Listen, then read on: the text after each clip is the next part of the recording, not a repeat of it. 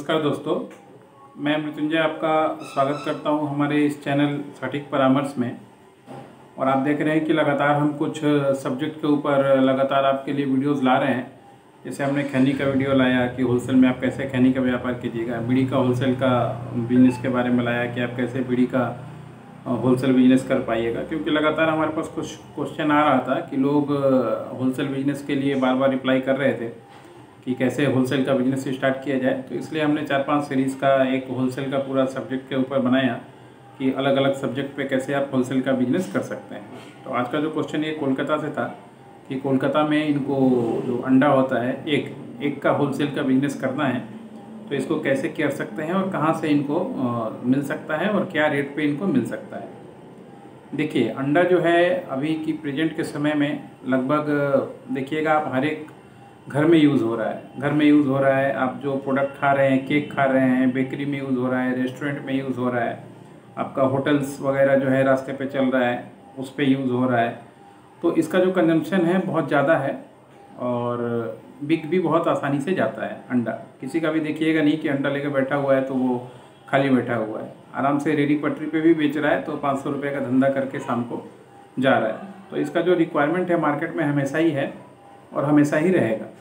अगर आप इसका होलसेल का बिजनेस करना चाहते हैं तो मान लीजिए आपको एक एरिया 10 किलोमीटर 15 किलोमीटर का आपको फिक्स करना पड़ेगा कि कौन से एरिया में आप काम करना चाहते हैं, और उसके अनुसार आपको अपना लोकेशन रखना पड़ेगा, दुकान रखना पड़ेगा या स्टोर रखना पड़ेगा। थोड़ा अंदर भी रहे तो कोई बात नहीं है, मतलब जहाँ पे आप समझिए तो 1-2 लाख रुपए का सामान हमेशा आप स्टोर कर पाएँ।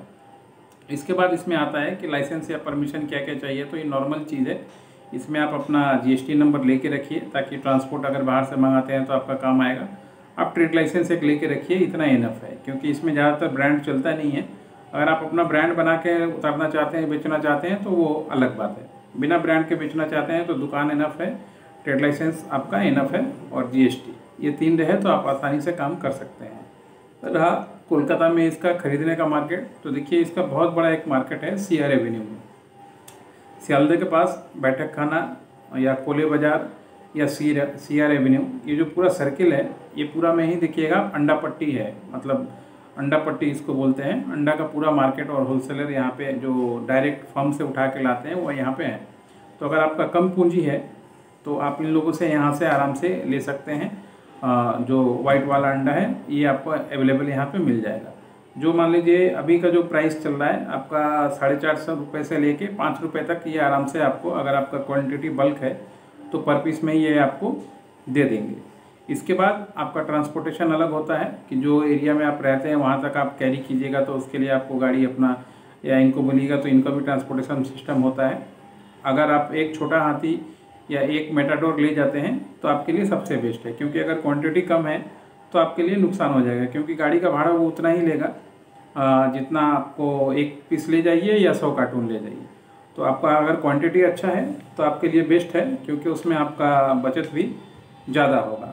मार्केट में जहाँ तक इसका प्राइस है अभी 6 रुपये से लेके कहीं 7 रुपये भी चला जा रहा है, तो आराम से आपको 1.5 रुपये का मार्जिन मिल सकता है। अगर 1.5 रुपये का मार्जिन मिलता है और मान लीजिए आपको 50 पैसा आपका कॉस्टिंग जो है वो चला जाता है ट्रांसपोर्ट के ऊपर, और 50 पैसा और 40 पैसा का ही अगर आप मार्जिन रख के दुकानदार को देते हो ताकि दुकानदार भी उस पर 50 पैसा रख के अपना बेच पाए, तो क्या होगा, आपका सेल्स जो है वो बहुत जल्दी होगा, या आपका जो सेल्स का रेशियो होगा वो इंक्रीज़ हो जाएगा। और अंडे का जो बिजनेस होता है वो वॉल्यूम पे होता है, यानी कि आप एक दिन में कितना सामान बेच रहे हैं उसके ऊपर ही डिपेंड करता है कि आप कितना प्रॉफिट कमा सकते हैं। इसमें मतलब ये 2 का 4 का खरीदा 8 का बेचा, या 2 रुपये का खरीदा 10 रुपये का बेचा, ये मार्जिन इसमें नहीं होता है। ये जो कैलकुलेशन देता है वो गलत है। इसमें हमेशा जो है मास सेल का कैलकुलेशन होता है कि आपने कितना मंगाया और कितना, जितना ज़्यादा खरीदेगा उतना थोड़ा आपको डिस्काउंट मिल सकता है या ट्रांसपोर्ट में आपको सुविधा मिल सकता है, और मार्केट में आपने कितना बेचा। अगर आपका क्वांटिटी ऑफ सेल ज़्यादा रहेगा तो आपका मार्जिन ऐसे ही आपका सेल्स वॉल्यूम ज़्यादा होने से निकल के चला आएगा।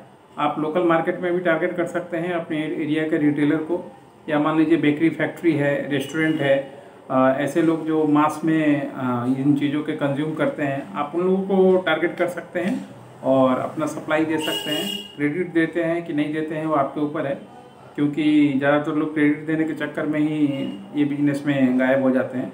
तो आप थोड़ा डिस्काउंट दीजिए, क्रेडिट मत दीजिए और उस तरीके से काम कीजिए, तो आपका बिजनेस हमेशा चलता रहेगा। हम कुछ जो होलसेलर हैं उनका नंबर नीचे आपको व्हाट्सएप में दे देंगे, या आप इंडिविजुअली हमें मैसेज कीजिएगा व्हाट्सएप पे, तब भी आपको दे देंगे।